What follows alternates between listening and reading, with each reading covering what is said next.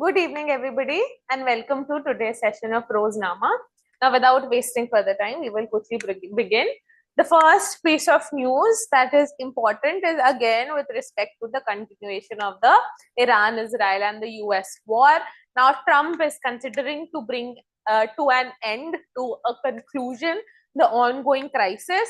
Why? Simply because, first thing, that this entire war is resulting in energy shortages.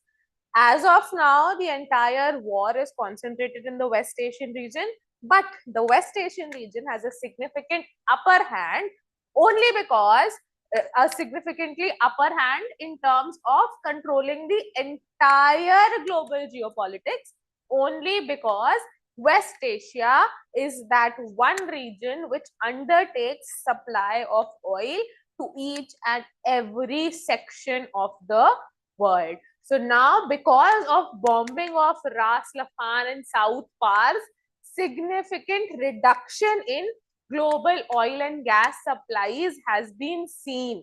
And due to this reduction, not only now are the people of West Asia being affected with this entire war, the global population is going to be affected with this entire war.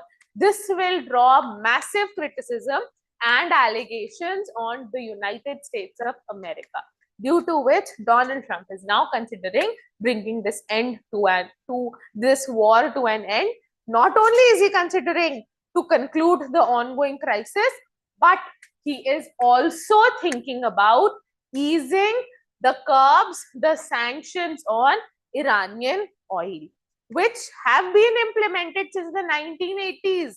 Since the 1980s, Iran is suffering from economic sanctions, economic embargoes, oil embargoes, not permitting the country of Iran to sell its oil as energy resources to other countries. Now, because of the global oil crisis, which is USA is doing, US has eased curbs on Iranian oil. Okay. All right. Then yesterday it was seen that UK, that Iran has undertook bombing of a US military base in Diego Garcia. Okay. Now this Diego Garcia is a small island which is a part of the Chagos archipelago in the Indian Ocean region. All right. Now Chagos archipelago, Mauritius, etc. They were all Chagos specifically. It was all a part of the United Kingdom's empire, and this particular base here, it provides a strategic position to the naval strategic naval base to United Kingdom and the United States. Now the United Kingdom is not as bothered as the United States of America is. The story here actually was that Diego Garcia was not handed over by the United Kingdom to Chagos. It was handed over last year in 2025. Chagos and the United Kingdom, they had a treaty over which the United Kingdom agreed to hand over the rights of Diego Garcia to Chagos, which was also criticized by United States of America's President Donald Trump. Now, Iran has undertaken an attack on Diego Garcia. This attack has been undertaken by one of its medium range ballistic missiles. And the purpose of, one more thing I forgot, sorry, that Diego Garcia was a property or territory owned by United Kingdom, but the United Kingdom had permitted United States to operate a naval base, a naval military base from this region, simply because so as to allow or enable the United Kingdom to keep a watch on everything that was happening in the Indian Ocean region, and this was done more so to enable the United States of America to maintain their naval presence in the Indian Ocean region during the Cold War period. Okay, so Iran has undertook bombing of the Diego Garcia base. Why is Iran doing it? Because Iran has been undertaking bombing of all military bases of the United States of America anywhere near Iran. So all the bombings that Iran has undertaken in the countries of Saudi, Qatar, UAE, etc., they've only undertaken all of these bombings to destroy US military presence in these countries, The same goes for Diego Garcia as well. But the concern here is that Diego Garcia is in the Indian Ocean, and this bombing of Diego Garcia again brings the entire war very close to the Indian subcontinent. All right, so that is one major concern. Okay, so Iran fired 2 long-range missiles on Diego Garcia. First, operational use of IRBMs, intermediate range of ballistic missiles, which has taken the entire war away from the West Asian region and into the Indian Ocean region. All right.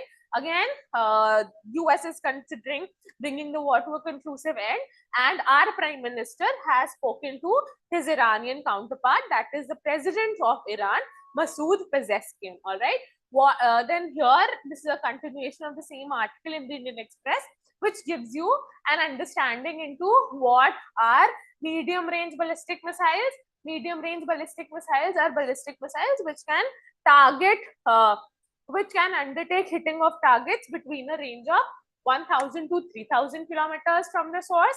And intercontinental ballistic missiles, they have an entire target of 5,500 kilometers. All right, so it is from here in Iran that Diego Garcia has been targeted, which has a distance of around 4,000 kilometers. All right. Again, a continuation of the same article. Go through it.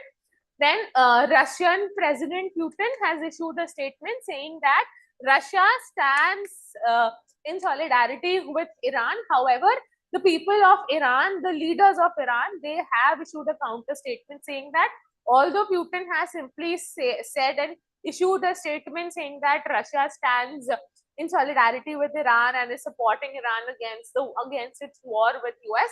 However, the Iranian leaders have said that no such concerted effort has actually been undertaken by the president of Russia against all the US attack that Iran is suffering from. Okay. Then Israel is also undertaking strikes against Hezbollah in Beirut, the capital of Lebanon. Okay, Prime Minister has spoken to the Iranian president, and he has again asked for secure shipping lanes, that is permitting at least the passage of Indian ships carrying natural gas cylinders into India. All right, this is what they've talked about.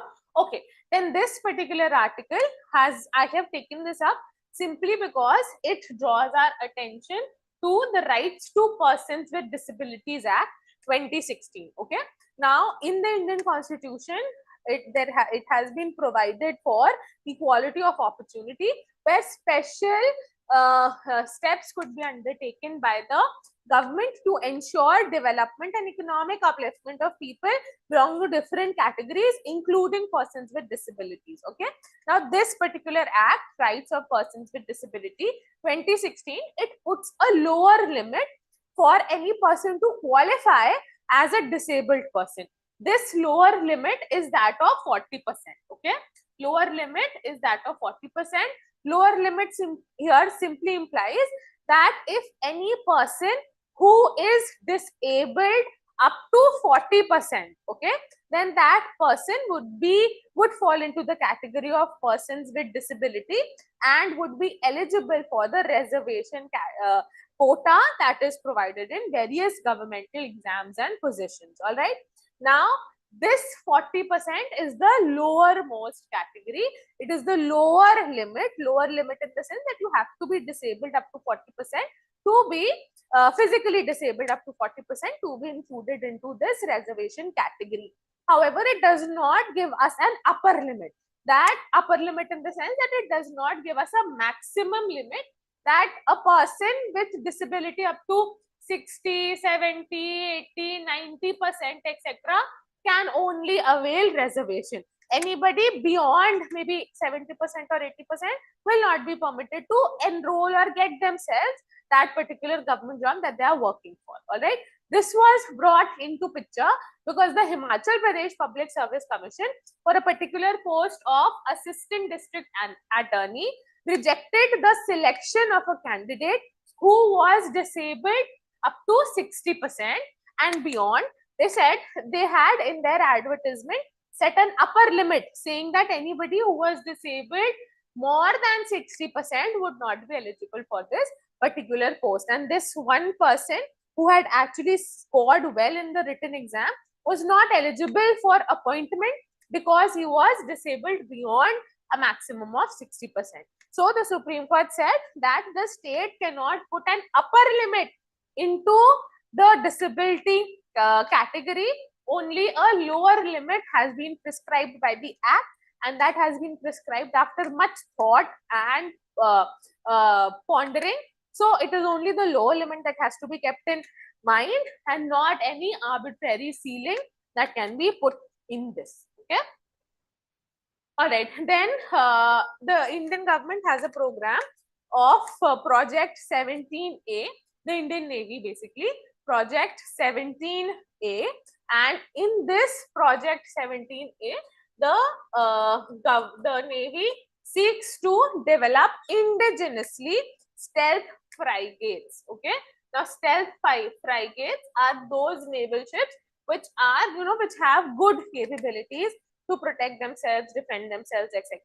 So, under the Project 17A, the government has announced development of 7 stealth frigates, and the 4th one has been completed and will be commissioned on the 3rd of April. And the name of the 4th one is Taragiri. Last year, we also saw the deployment or commissioning of 2 others, Udaygiri and Himgiri. All right. And now this is the 4th one. A total of 7 have to be undertaken or commissioned here. All right. And this commissioning will be undertaken in Visakhapatnam by the Defense Minister of India, Rajnath Singh. Okay. Then just a recapitulation of the scrapping down of the reciprocal tariffs that were imposed by the US President. Under the International Economic Emergency Powers Act 1977, under which the President of America had imposed reciprocal tariffs on different countries. The Supreme Court of the United States of America has scrapped these tariffs, and they've said that the President or the executive in the country is not permitted to undertake this. It is only the Congress who has been empowered to invoke this particular act to implement reciprocal tariffs. Okay. However, Donald Trump invoked another article, which was the Trade Act of 1974. Okay. This particular act of 1977 was can't be invoked by Donald Trump as said by the Supreme Court. So he invoked the Trade Act of 1974. As per provisions of the Trade Act, the executive can impose tariffs, but a maximum of 15% of reciprocal 15% of tariffs can be invoked on other countries, and this 15% can only be imposed for a maximum of 150 days. Okay. So now Donald Trump and the entire US administration is actually working and building another tariff plan. So whatever interim trade deal that India had with the United States of America, that went to the bin. Why? Because in that particular trade deal, an entire tariff of 18% was reduced. This 18% is more than 15%. So naturally, it could not be implemented, it couldn't be put forth on India. So now India is waiting and watching that what is going to materialize in terms of tariffs by the United States of America. Okay, then coming to the editorials for today.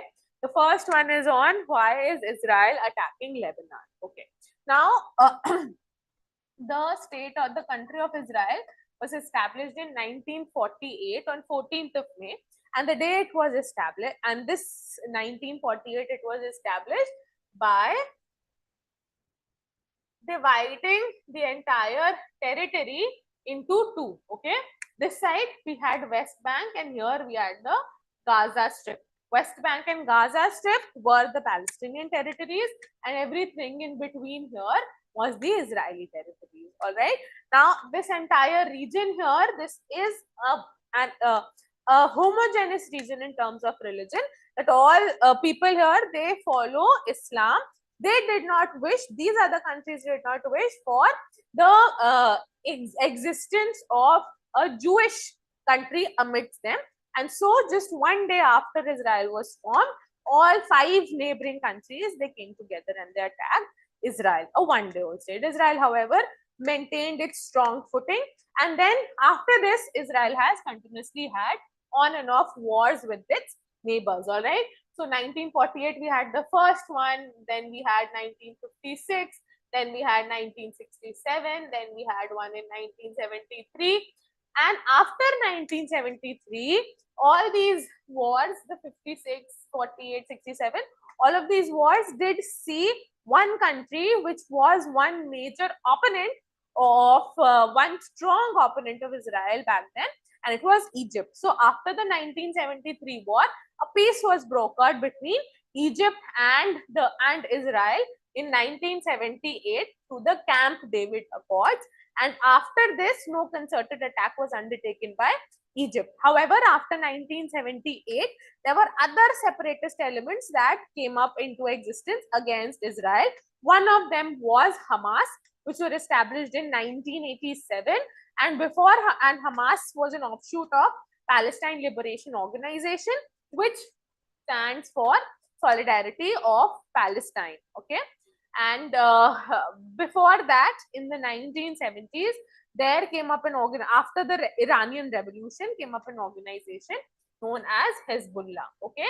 Now, Hezbollah was one organization which naturally stood for the solidarity of the Muslim communities in the region and against Israeli supremacy. Hezbollah established their base in Lebanon's southern region, specifically in Beirut. So it was for the first time that in 1982 that Israel undertook siege of Beirut to oust the Hezbollah separatists, Hezbollah radicals, and since then an entire tussle and fight has culminated between Israel and Lebanon. All right. So why is Israel undertaking attacking of Hezbollah or Lebanon? Is because Lebanon serves as the base for Hezbollah militants, and these Hezbollah militants, they have undertaken many attacks against Israel since 1982. After the last war between Israel and Palestine that broke out in 2023 on 7th of October, after Hamas undertook an attack on Israel, then the same very year, even Hezbollah from Lebanon undertook an attack on Israel, and Hezbollah people are mostly people belonging to the Shia community. This Shia community considers Ayatollah as one of their clerical religious heads. The killing of Ayatollah again triggered the Hezbollah community. Okay. Now, what you have to understand here is that after the Hamas attack, the Hezbollah also started undertaking a counter attack on Israel, standing in solidarity with the Hamas people, Hamas militants. However, Israel did undertake a counter attack successfully, after which in October 2024, a peace was brokered between Hezbollah and Israel. However, with the killing of Ayatollah, Hezbollah have again started to undertake attacks on Israel, because naturally Israel undertook killing of their leader, the Ayatollah. Okay, so that is why this entire attack is being undertaken between Israel and Lebanon, and due to this, that Israel is undertaking an attack on Lebanon. Okay, then this article is again a deep dive into the Maternity Act that we've been doing for the past 1 or 2 weeks. So this maternity benefit was included through the Social Security Act of 2020, under which it was said that all women would be given a 12-week maternity leave, basically 3 months compulsorily, which could be extended to 6 months depending on the policies of the government or the private institutions. Then it also included a provision which said that if any adoptive mother who's adopting a baby which is more than 3 months old, then that mother would not be given maternity leave, which was naturally very, very discriminatory. So the Supreme Court upturned this judgment and said that even mothers who are adopting children above 3 months of age will also be permitted to take maternity leave. And then it also gives us an insight into various other maternity laws that we've had in India, and gives us a definition about motherhood, and also has asked the government to consider paternity leaves for fathers. Although we do have one particular provision that allows fathers working in the government sector a 15-day paternity leave. Okay. All right. Then asphyxiating an island nation. The term asphyxiating simply implies gagging, stopping somebody's oxygen supply, meaning that you are resulting in the death of somebody. This particular article here basically talks about Cuba and everything that US is undertaking on Cuba, due to which Cuba today is facing a massive energy crisis, which is resulting in almost a total collapse of the island country. All right. How did this come about? This actually came about since the 1962 Cuban Missile Crisis. In this was during the Cold War period, and it was here that Cuba had a leader named Fidel Castro. Okay. Now, Fidel Castro was a communist. He took up the communist ideology, had major support of Russia, and went through such an extent that Russia had even deployed missiles in Cuba, which were targeted towards USA. However, the missiles were not launched, the missiles were even withdrawn. But since then, Cuba has always been in the radar of the United States of America, and the United States of America has undertaken massive economic sanctions on this island country, not permitting any energy supply. China and Russia, they have always tried to send energy supplies to the region, but they have not permitted. In the Atlantic Ocean, the US has always stopped them, so stopped such energy supplies. However, now the Anatoly Kolodkin has been permitted, which is a ship from Russia to enter this region and to provide energy supply to Cuba. Okay, so this is what the entire article talks about, that how all these economic sanctions has actually resulted in total collapse of the economy. Okay. Then this article again gives us a good insight into the destruction of the two one gas field and one oil field, that is one in Iran, which is South Pars field, which is the world's largest, and it is shared with Qatar across the Persian Gulf. All right. So Qatar saw the destruction of Ras Laffan and Iran saw the destruction of South Pars. And this destruction has now somewhat triggered a total 17% shortage of LNG supplies for the next 5 years. All right. So this naturally has triggered a massive shortage energy crisis in the world. And this is what the article basically gives an insight into. Then this article, a wonderfully written article by P. Chidambaram, and he is basically given us a nice contrast that how of late the Election Commission of India is always making the headline. He's saying that for the past 4 decades, 4 to 5 decades back, nobody even knew that there was something like the Election Commission of India, that what were the various articles, what were the parts, various parts of the Election Commission of India. Nobody was aware of a thing like Article 324, Article 326, Part 15 of the Constitution, nothing like the SIR, etc. But of late, the Election Commission is continuously making headlines. The Election Commission, once under the chairmanship of, or the commissionership of P.S. Sheshan, had actually, undertaken massive restructuring of the entire system and to ensure free and fair democratic elections in the country. However, now what the Election Commission is doing is reducing the number of voters. A large number of eligible voters are no longer voters in the country. So now here he's also given a ratio which says that before SIR elections, 98.7% of the population were electors. Now only 90.3% of the population are electors, which is a saddening state of affairs in the country. Okay, then coming to news in short. All right, just wanted to flag the term options for you all. An option is a contract that lets a trader lock in today the price at which she can buy or sell a stock or index in the future. Okay, why was this in news? Because our finance minister last month, she had raised the taxes on futures and options trading, and markets responded with a 2% crash. Now, options is a facility that is provided to traders, etc., who can lock in the rate at which they want to sell off whatever good, etc., shares in the future. The traders have been extended only to ensure that they have significant protection against external shocks in case of a war, etc., that the entire price of their assets start fluctuating. Okay, so just keep in mind the entire meaning of the word. Then Trump's board of peace hands Hamas disarmament proposal. So Trump, and there has been an entire negotiation that is being going on with the Hamas leaders in Cairo, Egypt, over the last 1 or 2 weeks, and it is there that Board of Peace has handed over an entire disarmament proposal to the Hamas authorities, the Hamas representatives, the Hamas leaders.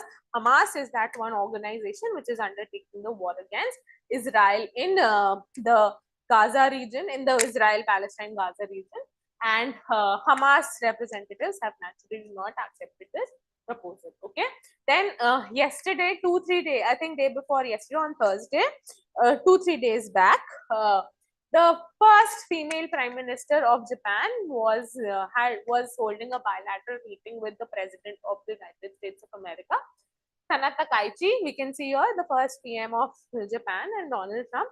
Now here she did just put in a question, not her, but other Japanese reporters who were present there. They put in a question that why did Trump not inform Japan of the entire attack that US is undertaking on Iran, and why was it such a surprising attack? So Donald Trump responded to this with that Japan did not inform us about the Pearl Harbor attack that Japan undertook on India, on the United States of America during the Second World War in 1941. So he invoked something which was that happened in 1941, for which the Japanese country was bombed and nuclear bombed, nuked by the United States of America. The United States of America have already had their revenge for the attack on Pearl Harbor, and that is what he's invoking here, that they were not informed of the Pearl Harbor attack. That is why US did not inform the Japanese counterpart about this particular attack, irrespective of being together in the Quad grouping that is shared also with India and Australia. All right, so this naturally sent shockwaves across the Japanese people, everybody who were present there for this seminar, to also made the Prime Minister of Japan feel very, very uneasy. And they also issued a statement saying that the Japanese people, the government, they've apologized multiple times for that. So it was actually just very, very weird for Donald Trump to invoke this particular thing again.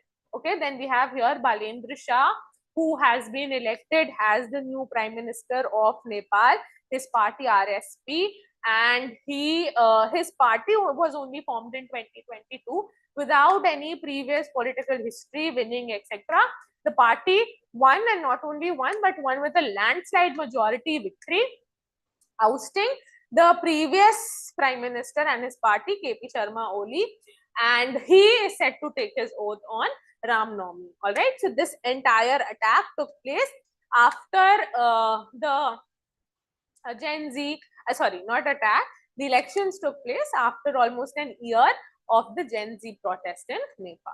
Okay, so that is all for today's newspaper analysis. I hope you have had a fun session, and I'll see you all soon with the next.